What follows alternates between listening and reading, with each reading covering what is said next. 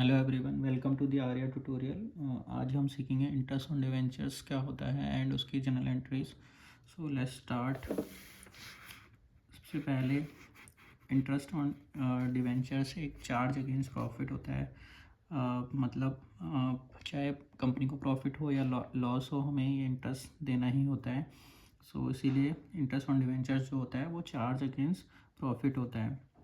उसके अलावा जो सेकेंड चीज़ होती है इससे रिलेटेड, ये हमेशा फेस वैल्यू पे कैलकुलेट होता है इंटरेस्ट ऑन डिवेंचर्स। उसके बाद जो थर्ड पॉइंट है, इसका रेट ऑफ इंटरेस्ट जो होता है वो प्रीफिक्स्ड होता है, मतलब डिवेंचर से पहले लगा रहता है। जैसे 10% डिवेंचर्स, 8% डिवेंचर्स, तो उस केस में इस केस में जैसे 10% डिवेंचर्स है तो यहाँ पे रेट ऑफ इंटरेस्ट जो है वो 10% पर एनम रहेगा।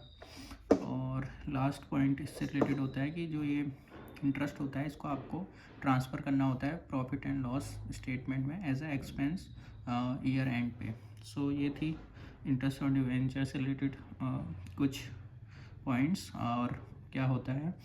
उसके अलावा अब इसकी हम देखते हैं जनरल एंट्रीज। सबसे पहले इसमें जनरल एंट्री फर्स्ट रहती है कि इंटरेस्ट को ड्यू करने की। So debenture interest account debit to debenture holder to TDS, मतलब होता है tax deduct at source payable account. ठीक है, तो ये जो भी इंटरेस्ट होता है इसमें TDS भी पे करना होता है कंपनी को ही on behalf of the debenture holder. तो इसलिए यहाँ पे इस अमाउंट को हम ड्यू करते हैं इस तरीके से। ठीक है, उसके बाद डिवेंचर होल्डर को TDS कट करके हम पेमेंट कर देते हैं, तो उसकी एंट्री रहती है debenture holder account debit to bank. इसके अलावा third TDS payable account debit to bank. अगर ये भी कंपनी के लिए एक तरीके से खर्चा ही होता है, तो इसलिए TDS पेबल वाली एंट्री थर्ड हो जाती है। दैन उसके बाद लास्ट एंट्री रहती है, इसको statement of profit and loss account debit to interest account.